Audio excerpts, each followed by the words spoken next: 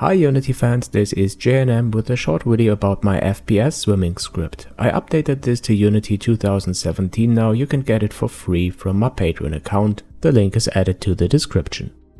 So what did I change? When I dive into the water, the quality of the underwater effect is much better now because I used the post-processing stack for this feature.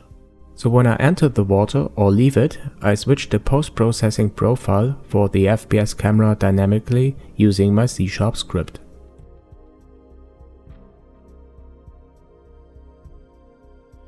Here you can see the two post-processing profiles. So to make this work, you have to download the post-processing stack asset from the Unity Asset Store. You can get it for free and I added the link to the description of this video. What you also have to import is the standard assets characters and environment.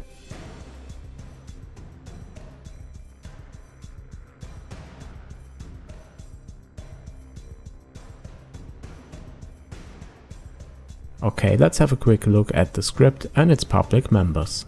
It is called Swim and it is attached to the FPS controller.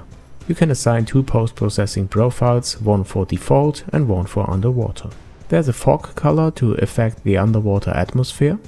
And you can also control the player when he's inside of the water. You can move him up and down using the E and Q keys, and the up and down speed is the parameter for the speed of this movement. When you open the script, you can see there's a method for rendering underwater and default. In the update method is checked if the player is underwater and the corresponding render method is called.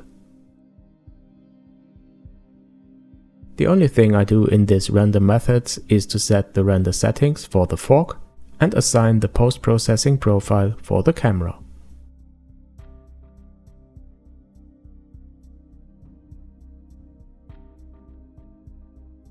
Okay, I'm not quite happy with the is underwater implementation. It's a bit too simple, perhaps you have a better one. I just check if the Y position of my camera is lower than a certain tolerance value. And if this is the case, I assume that the player is underwater.